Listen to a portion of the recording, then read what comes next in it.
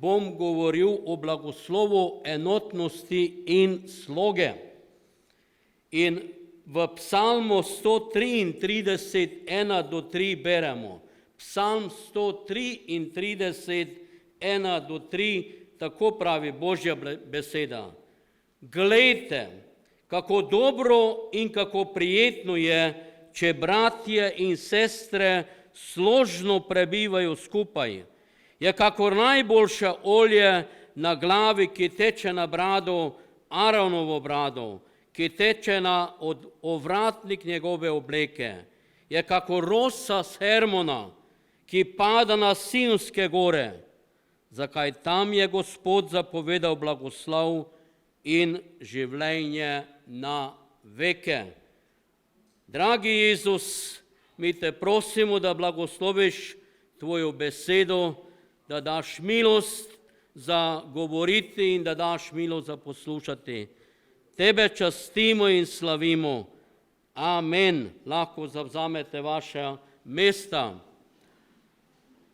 Poglejte si to, kako lepo je, kako prijetno je, kako blagoslovljeno je, kako uspešno je, kako zmagovito je, če bratje in sestre složno in v enotnosti živijo skupaj, sodelujejo in delajo skupaj.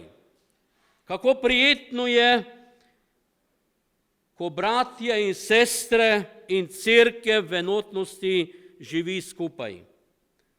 Znate, dragi moji, v enotnosti je moč.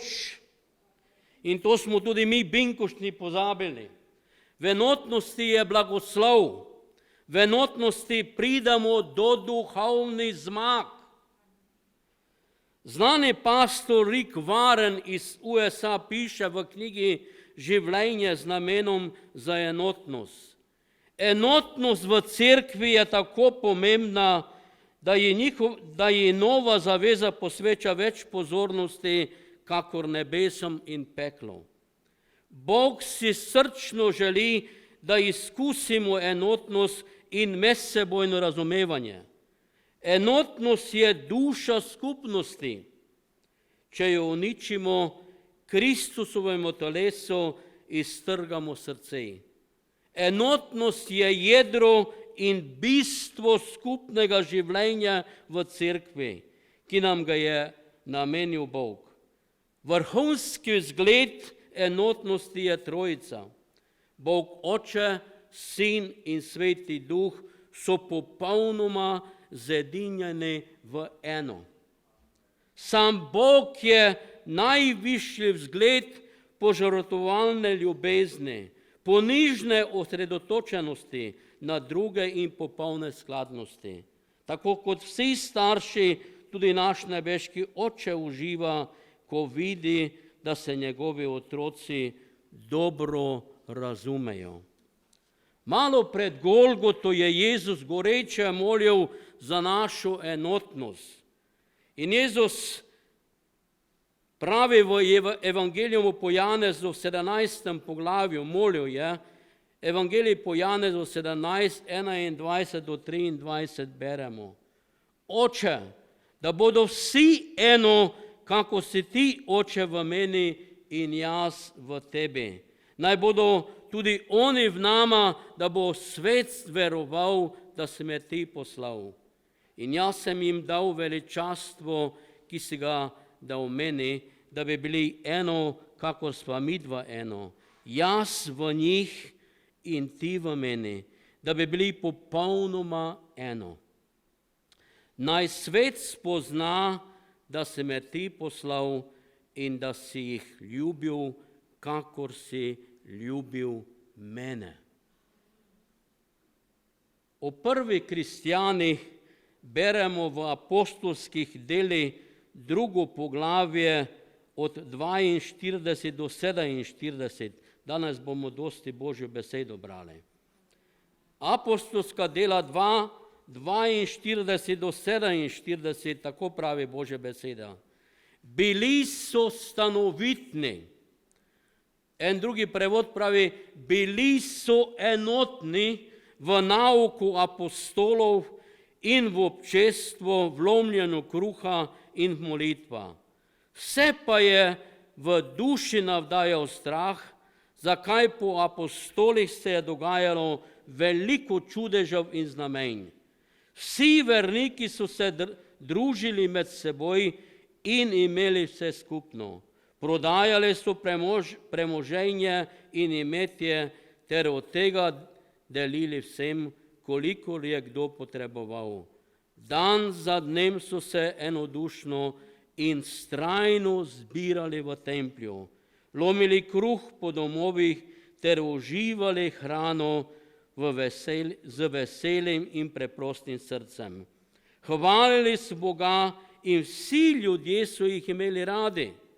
Gospod pa jim je vsak dan pridruževal te, ki so našli odrešenje. Hočemo prebojenje, hočemo uspeh v naših cerkvah, moramo biti enotni, moramo en drugega sprejeti, tudi en drugemu odpuščati. Amen? To je pomembno. Drugače je vse to, kar mi delamo, teorija. In jaz vam povem, mi smo odšli daleč od centra, žal, ali lahko se vrnemo nazaj. In potem bomo videli čudeže, znamenja in ozdravljenja na vsakem koraku. V psalmu 133 smo brali, da je enotnost kakor najboljše olje. Olje govori o Božjem maziljenju, o Božjem blagoslovu, o Božjem ozdravljenju. Olje se je v tistem času, ko je bil pisan ta psalm, uporabljalo za zdravljenje ran.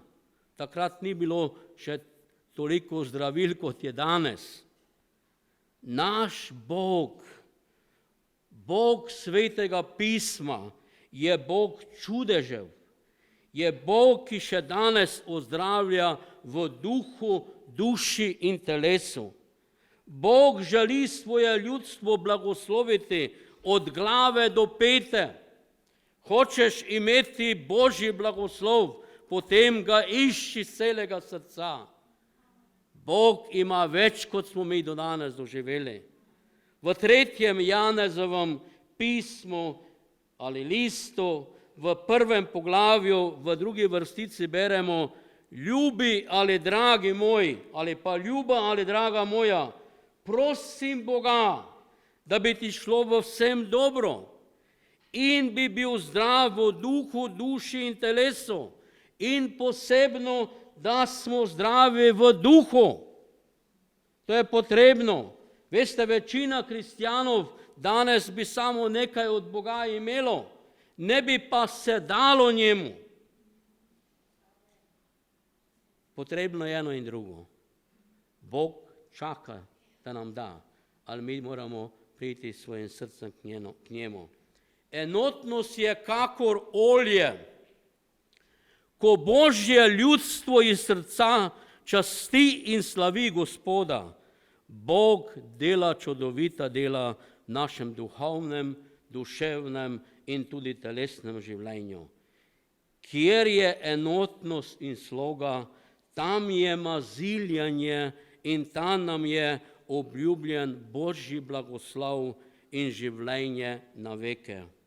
Dragi moji, mi smo dolžni, da drugega cenimo, ščitimo, ljubimo, da drugemu pomagamo. Mi smo drugemu odgovorni, kako živimo kot kristjani. Veste, svet nas lepo opazuje. Oni vejo, kaj mi moramo delati. In če ne delamo, nas ogovarjajo, nas sovražijo. Mi smo odgovorni tudi cerkvi in en drugemu, kako živimo kot kristjani. Enotnost je tudi kot rosa. Rosa govori o rodovitnosti. Enotnost in povezanost v Jezusovi ljubezni nas bo storila rodovitne. naša služba za Boga bo obrodila sadove. Bog nas želi uporabiti in ta svet čaka na nas. Ni zadosti, da samo v nedeljo pridemo v cerkev in to je rešeno. Mi smo vsak dan tu za Gospoda. Bodimo luč, bodimo sol. V Janezovem evangeliju v 15. poglavju od 16. do 17. vrstice beremo Jezusove besede. Evangelij po Janezu 15, 16 in 17, tako pravi Božja beseda. Niste vi mene izvolili, ampak sem jaz vas izvolil in vas postavil, da greste in obrodite sad in da vaš sad ostane. Tako vam bo Oče dal, karkoli ga boste prosili v mojem imenu.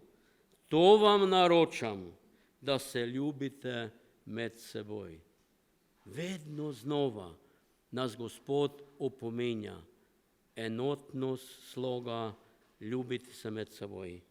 Psalm 133 nam govori o enotnosti in slogi.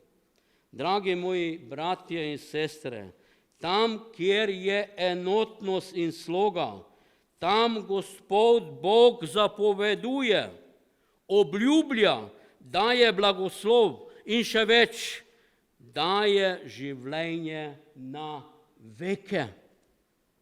In vam povem, ni boljšega blagoslova kot Božji blagoslov. To je več vredno kot med pa sladoled. Res, to je več vredno. Božji blagoslov nam prinaša blagoslove za večnost. Naše srce lahko samo popolnoma izpolni. Ne mož, ne žena, ne prijatelj, temveč Jezus. Jezus. In hvala Bogu, če imamo dobre žene, pa dobre može, to je tudi dobro. In zelo dobro. Amen. V Markovem evangeliju, v 9. poglavju, od 33 do 37 beremo Božjo besedo. Marko evangelij 9, 33 do 37 beremo. Ko je bil v hiši, jih je Jezus vprašal, o čem ste se menili med potjo. Oni pa so molčali, kajti med potjo so razpravljali med seboj, kateri izmed njih je največji. Teda je sedel, poklical 12 in jim je rekel, če kdo hoče biti prvi, naj bo izmed vseh zadnji in vsem služabnik. In vzel je otroka, ga postavil med njej, ga objel in jim rekel, kdor sprejme enega takih otrok v mojem imenu, mene sprejme. Kdor pa mene sprejme, ne sprejme mene, temveč tistega, ki me je poslal. Kdo je največji v cerkvi Emanuel? Naj po visini. Kdo je največji?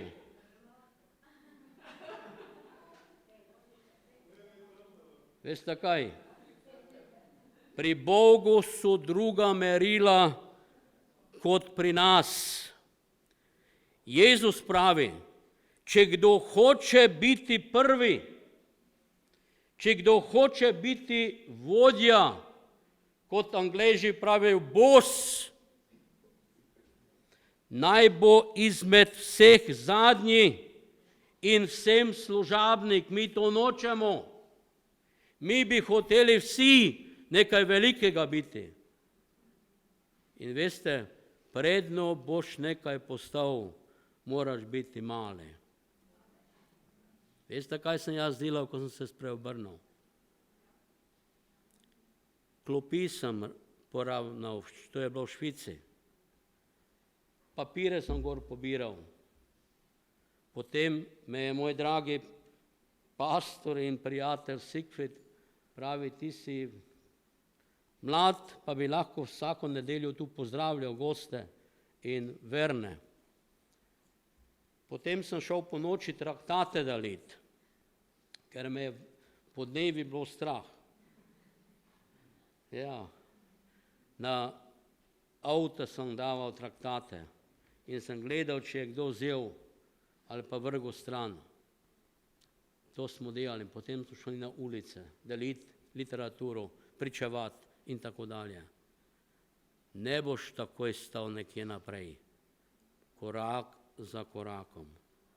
In kot smo brali, hočeš biti največji v Božjem kraljestvu, bodi služabnik, bodi služabnica.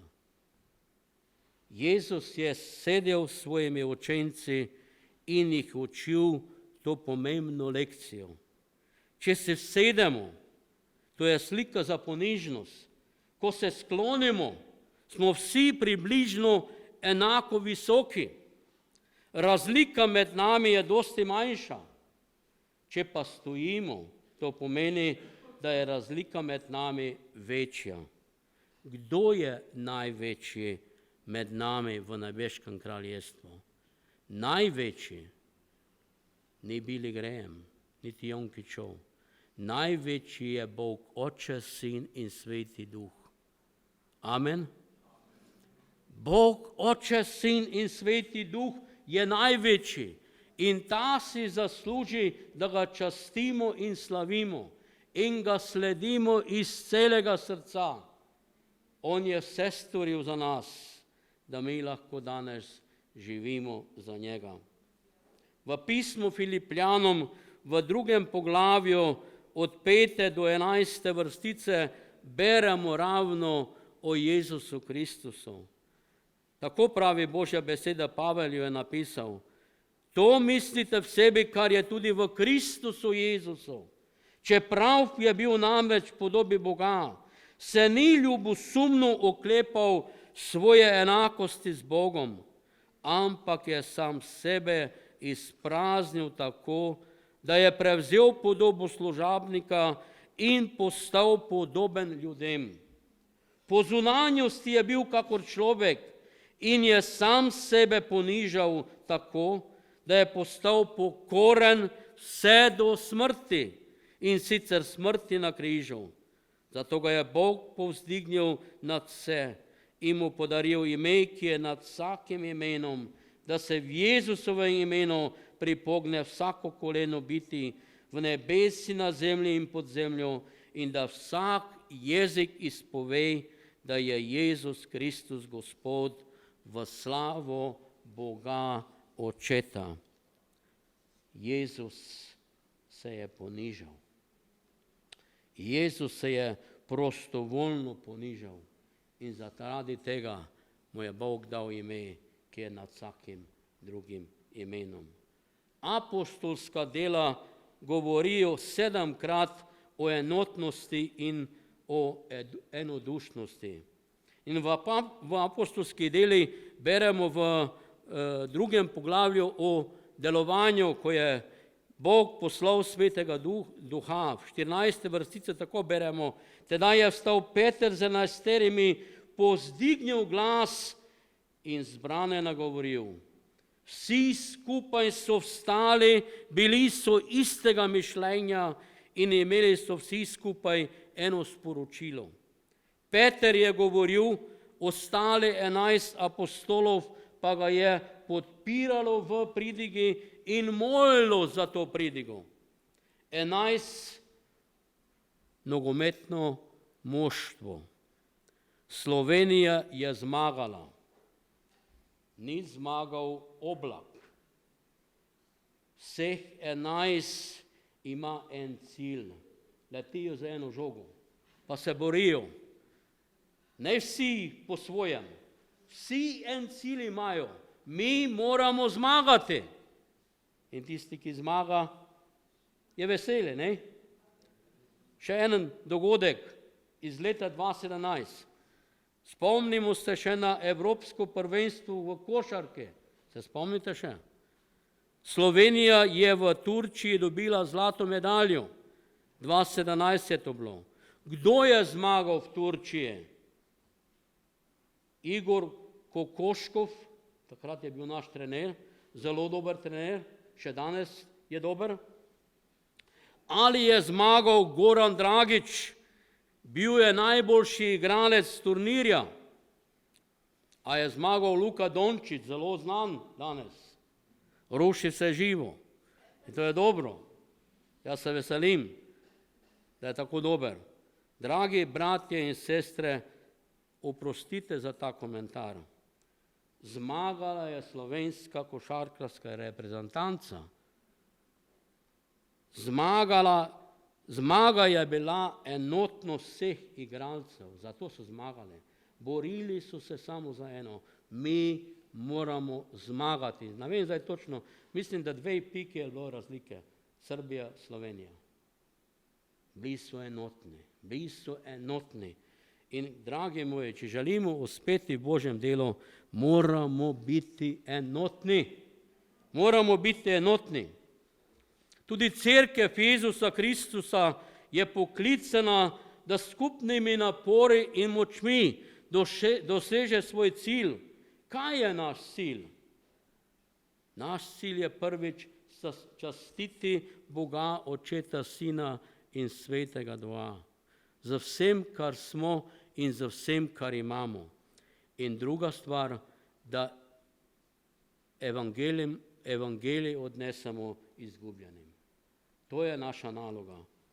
V apostolskih delih 2, 46 do 47 beremo. Dan za dnem so se enodušno in vztrajno zbirali v templju. Lomili so kruh po domovi ter uživali hrano z veselim in preprostim srcem. Hvalili so Boga in vsi ljudje so jih imeli radi. Gospod pa jim je vsak dan pridruževal te, ki so našli odrešenje. Enotnost, spet enotnost. In zdaj, če bi še par stvari brali iz apostolskih del, spet enotnost. Apostol Pavel nas spodbuja v pismu Filipljanom 2. poglavje od 1. do 5. vrstice, naj ohranimo enotnost v ponižnosti. Če torej premore kaj opominjanje v Kristusu, če kaj spodbujanje in ljubezni, če kaj občestvo duha, če kaj sočustvovanje in usmiljanje, dopolnite moje veselje s tem, da ste istih misli in iste ljubezni, ene duše in enega mišljenja. Ne delajte ničesar iz prepirljivosti in ne iz praznega slavohlepja, ampak imejte v ponižnosti drug drugega za boljšega od sebe. Dragi moji, če bi mi to delali, raj bi bil na tej zemlji. Mi rajši tak. Moram jaz biti prvi. Moram jaz biti na prvem mestu. Ne delajte ničesar iz prepirljivosti in ne iz praznega slavohlepja, ampak imejte v ponižnosti drug drugega za boljšega od sebe. Naj nobeden ne gleda samo nase, temveč tudi na drugega. To mislite v sebi, kar je tudi v Kristusu Jezusu. Enotnost, enodušnost nas stori močne. Veste, cela nova zaveza nas spodbuja, da smo vsi mi, ki smo Božji otroci, poklicani od Boga za določen namen. To nam je že Darija rekla. Vsak od nas ima pomembno nalogo v Božjem kraljestvu. In to nalogo, ki smo jo dobili od Gospoda, lahko samo mi izpolnimo. Ne bi bilo dobro, če bi vsi igrali kitare, ali pa klavir, ali pa če bi vsi pridigali. Kdo bi potem poslušal nas, ne? Ali vsak od nas ima en poseben dar ali pa več darov. Izkoristimo to, bratje in sestre. Dajmo to v Božje roke in Bog bo to blagoslovil. Stari bratje in sestre mislijo, da so za nič. To ni res. Stari bratje in sestre danes imajo dosti časa Jaz sem tudi že v pokoju, ali nimam časa, to je problem. Lahko molimo več, prenašamo Božje delo pred Gospoda in molimo za cerkev, za mlade, za najstnike, za otroke. Jaz to delam vsak dan. Grem od osebe do osebe, molim za otroke. En brat je nedolgo nazaj bil na Ptuju, pa pravi, tebe otroci imajo radi. Pa to je res. Pridejo otroci k meni, jaz imam čokoladico skrito v enem predalu in potem jim pravim, pridi, pija. In potem otroci pridejo, pa se veselijo. Vsak od nas ima nalogo od Gospoda. Mojzes je imel nalogo, da je izpeljal izraelsko ljudstvo iz Egipta. In on se je boril, pa nisem jaz za to. In potem ga je Bog prepričal. In Bog ga je čudovito uporabil. Potem apostol Pavel je imel nalogo, da je evangelij Jezusa Kristusa odnese v ves svet. In apostol Pavel ni imel lahko življenje.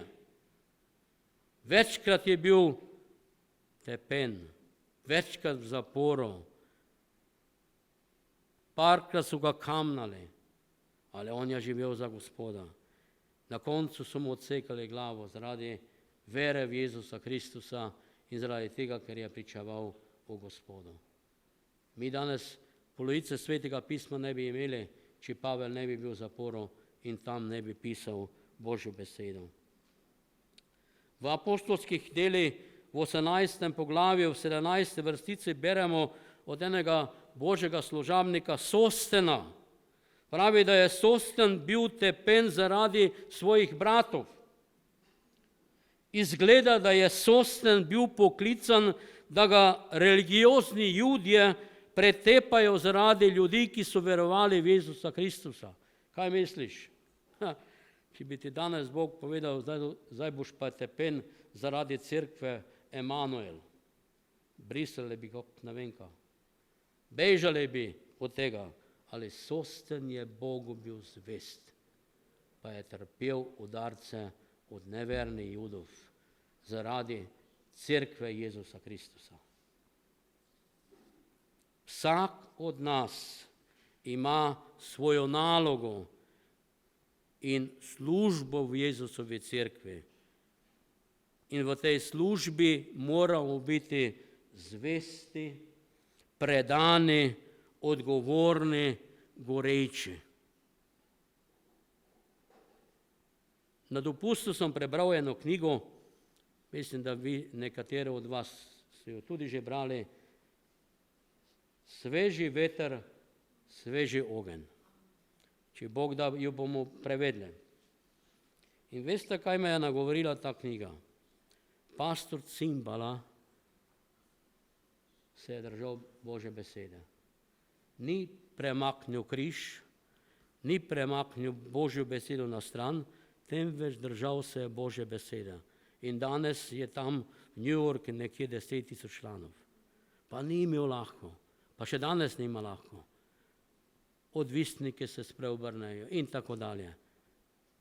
In jaz verjamem, če se bomo držali Božje besede, brez kompromisa za Boga živeli, tako kot pravi Božja beseda, in Božjo besedo oznanjali, bomo imeli uspeh.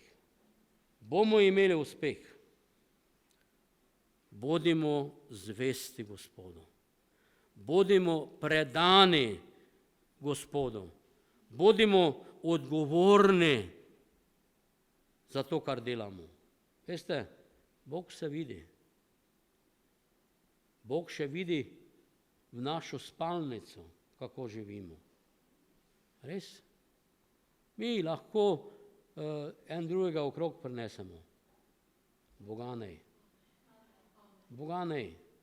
In vas prosim, bodimo iskreni in pošteni. Ne sramujmo Jezusovo ime. To si on ne zasluži. On si zasluži, da ga častimo da ga slavimo, da ga povzdigujemo, da živimo za njega.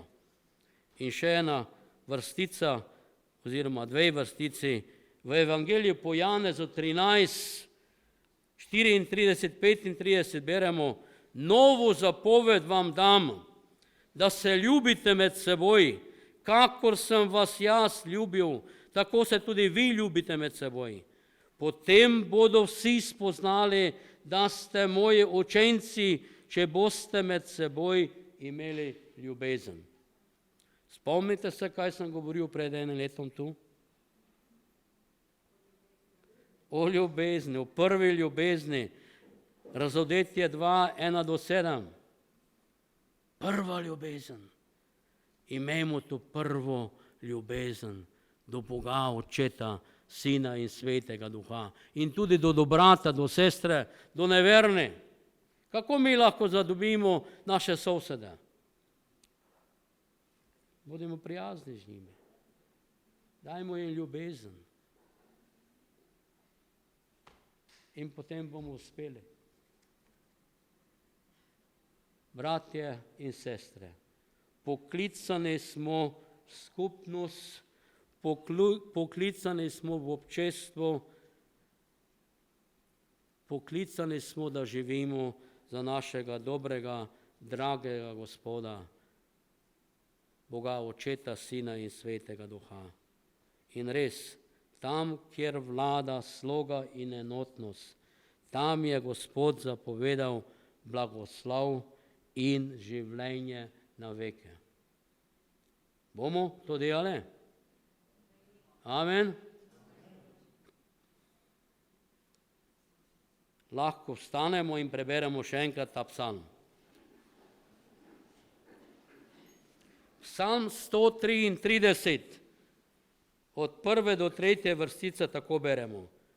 Glejte, kako dobro in kako prijetno je, če bratje in sestre složno prebivajo skupaj. Je kakor najboljše olje na glavi, ki teče na brado Aaronovo brado, ki teče na ovratnik njegove obleke. Je kakor rosa s Hermona, ki pada na Sionske gore. Zakaj tam je Gospod zapovedal blagoslov in življenje na veke. Oče, mi te slavimo in častimo, se ti zahvaljujemo tudi za to čudovito, bogato, blagoslovljeno besedo. Hvala ti, da nam ti želiš blagoslov. Gospod, ti želiš, da smo enotni, da smo v slogi, da en drugega ljubimo in da ljubimo tebe največ. Hvala ti za moje brate in sestre, jaz jih blagoslavljam v tvojem imenu. In skupno si, dragi Bog, želimo, da bomo izpolnjevali tvojo besedo, da bomo živeli po tvoji besedi, da živimo, Gospod, za tebe, za tvoje kraljestvo in, Gospod, naše molitev in želja, da nas ti uporabiš, da bi še mnogi spoznali tebe živega Gospoda. Naši bližnji, naši sorodniki, naši sosedje, naši sodelavci na delovnem mestu, to mesto in cela Slovenija. Hvala ti, Gospod, da ti imaš dober načrt za tvojo cerkev. Jaz te prosim, da nas ti blagosloviš in nas uporabi že v dnevi, ki so pred nami.